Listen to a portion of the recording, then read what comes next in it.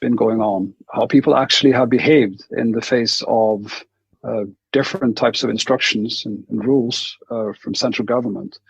We've invited Svein Harald Øygard, who is an economist, a crisis specialist, and is also actually releasing his book in the combat zone of finance in the US next week. And if you look at the website for the event, as well as in the chat box on YouTube, you will find the website for that book, where you can also find his blog with some of this material. But Svein Harald, what can we say about how people have reacted to this unique situation across the Nordic countries?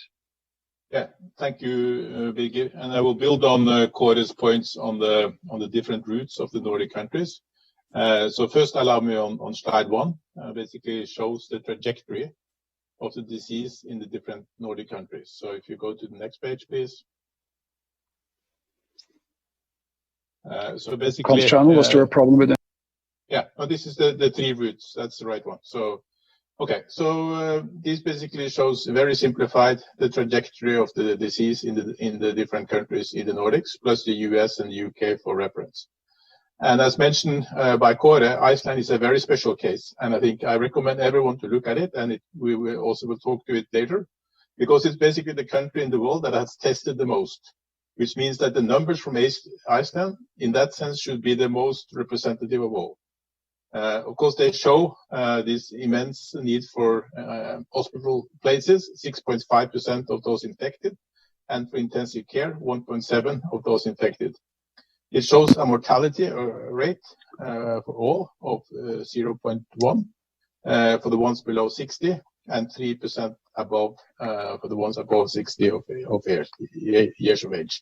So it basically gives the representation. Of course, it also shows that the disease can be taken out very simplistically. If you all go to the store, stock up, and then go home and lock the doors for 14 days, the disease will be gone globally after 14 days.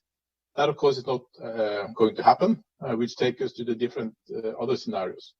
We have Norway that have, together with Denmark, basically marginalized the disease.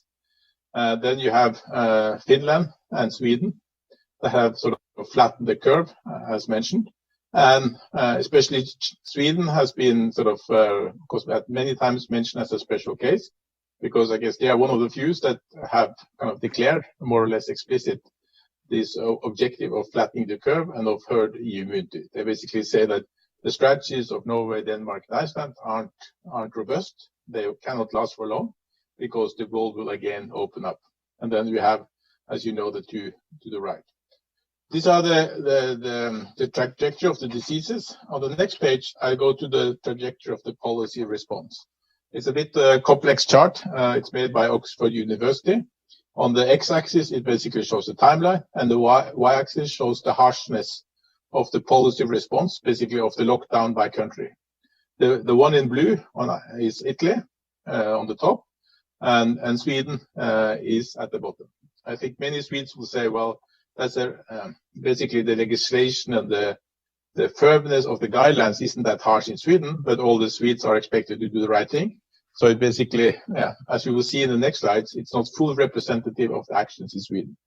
The next slides basically shows the population response. And it's a very interesting tool provided by our dear big brother, Mr. Google. Basically shows the change in the movement patterns by country.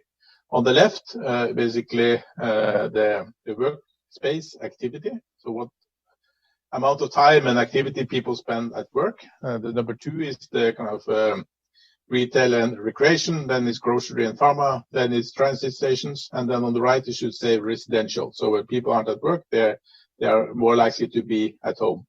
And it shows that, because South Korea is the kind of success case with track and trace, that basically allows them to handle the disease without shutting down society. Then you have Sweden, sort of with a modest lockdown, and the 3 other Nordic countries here are kind of in the mid-tier. Actually, all with a kind of looser policy as compared to the US, Italy, and especially now UK. As a paradox, the harsher measures, the more mortality. And of course, that's because the kind of root cause analysis goes the other way. the more mortality, the harsher measures. So, of course, what you can learn from the Nordics, and I think both Denmark and Sweden, Denmark and Norway and Italy, in Iceland are now providing interesting examples, because this tightening for a period allows now a reopening of society that will be economic activity back where it was. But the impact is disastrous. As we go to the next page, which basically shows the unemployment level by country. It's difficult to compare numbers across countries because, So actually here I did a bit different than what's normally. I looked at the unemployment compared to the total population.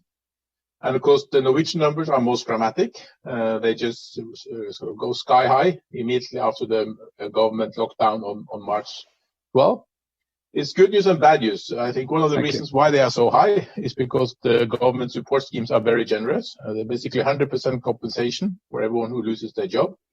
While in Sweden and Iceland, they have spent more focus on ensuring that people stay at their workplaces, and they compensate the employers to keep people at work. The US numbers I also put in shows the kind of, again, the tragic trajectory of the US. While actually a bit surprising, all the numbers from Sweden, Germany, and Denmark are at a completely different level. The Iceland numbers are also showing a very rapid increase, but again, because of the policy response of compensating employers for keeping people at work, they aren't that dramatic. The last page is on what are the direction of the policy response for the different countries. I tried to see if there's something kind of brilliant that has been done, especially with regard to innovation. I think that hasn't really happened so far. It's something that's now being discussed on how can we get out from the crisis modus into a kind of a rejuvenation recovery modus with more focus on the kind of long-term measures. But what has happened so far, of course, a ramp-up of capacities in the free-for-all Nordic healthcare systems, which of course has been an important part of why all the countries have been able to manage this in a good way. In Denmark, Sweden, they have put in place schemes to cover the fixed cost of the companies, and as I mentioned, co-financing by the government, also of lowered rates to the landlord. So if the landlord lowered the rates, the government basically compensates part of that. You have governments that compensates part of the cost of part-time employment, expanded unemployment benefit, deferred tax payments, loan packages, especially when you get sort of private sector co-finance. So basically, so far, the focus has been on compensating whoever loses their job, compensating employers to the extent possible. And then as time passes by, we will see more systematic measures to recreate growth and support innovation in the Nordic countries. Thank you. Thank you, Svein Harald. Suspect there will be food here for thought among academics, social scientists, economists, and others for years, maybe decades to come. But you did say that you were looking for something brilliant that's been done, and that was what we did too.